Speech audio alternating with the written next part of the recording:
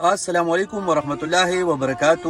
بھائی یہ ایک درخواست بھی ہے، یہ سیکیورٹی والے جتنے بھی ہے، یہ میں نے دیکھا ہے کہ ٹیکسی ڈرائیوروں یا لیموزین ڈرائیوروں، بھائی آپ کو پتہ ہے زیادہ تر واش روم کا مسئلہ ہوتا ہے.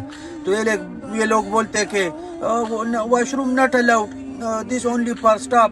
تو بھائی کیا آپ کا اسٹاف سونا اگلتا ہے اور یہ لوگ آ کے کچھ پیشاب وغیرہ کر لیتے ہیں؟ تو بھائی تھوڑا تو یہ دھیان میں رکھو بھائی کہ ابھی اس کو پیشاب آیا ہوا ہے یا مطلب واش روم جانے، اس کو ادھر واش روم نہیں، مطلب یہ کیا کرے گا؟ گاڑی میں کرے گا، کیا کرے گا؟ اور خاص طور پر بھائی جب لیموزین یا ٹیکسی یا ڈیلیوری والے آ جاتے ہیں پارکنگ کرنے کے لیے، تو بھائی یہ ادھر سے دوڑے دوڑے چلے جاتے ہیں. پتہ نہیں یہ خود کو کیا سمجھتے ہیں کہ بھائی ادھر نہیں کھڑا کرو، مطلب گاڑی پارک نہیں کرو وغیرہ وغیرہ. میں سمجھتا ہوں بھائی کہ لیموزین اور ٹیکسی ڈرائیور کو جب تک آپ بولو گے نہیں، یہ وہاں سے جائے گا نہیں، یہ انٹرنس میں بھی کھڑا رہے گا. مطلب ویسے ان میں بھی بہت سی خامیاں ہیں، کبھی لمبے ٹائم میں بتاؤں گا. لیکن بھائی یہ ڈیلیوری ڈرائیور جو ہوتا ہے بھائی، اس کے پاس تو ٹائم ہی نہیں ہوتا ہے، وہ تو زیادہ سے زیادہ 10 منٹ میں ڈیلیوری کر کے آ جائے گا. لیکن بھائی اس میں سیکیورٹی والوں میں جو نشہ ہے بھائی، انسان کیا ہے بھائی، 1 منٹ میں موت آ جاتی ہے، 1 منٹ میں ڈیوٹی چلی جاتی ہے، 1 منٹ میں بندہ بے روزگار ہو جاتا ہے. پھر کیا اگر کسی انسان کے کام نہیں آ سکتے ہو، کسی انسان کی ہیلپ نہیں کر سکتے ہو، تو لعنت ہے آپ کی زندگی پہ. لیکن بھائی پتہ نہیں ان میں کون سا نشہ ہوتا ہے بھائی.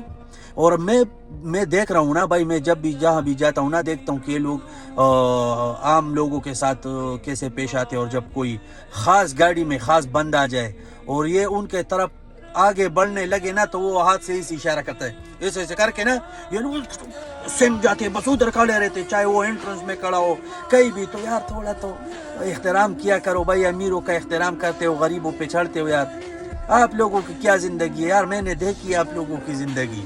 ہم بھی ادھر رہتے بھائی، ہم دیکھتے ہیں کہ جب کوئی گور آتا ہے نا یا کوئی شیخ آ جاتا ہے، پھر آپ لوگوں کی گزارا کرو یار. بیچارے غریب ہوتے یار، یہ لوگ غریب ہے یار، غریبوں کے ساتھ تھوڑا گزارا کرو بھائی.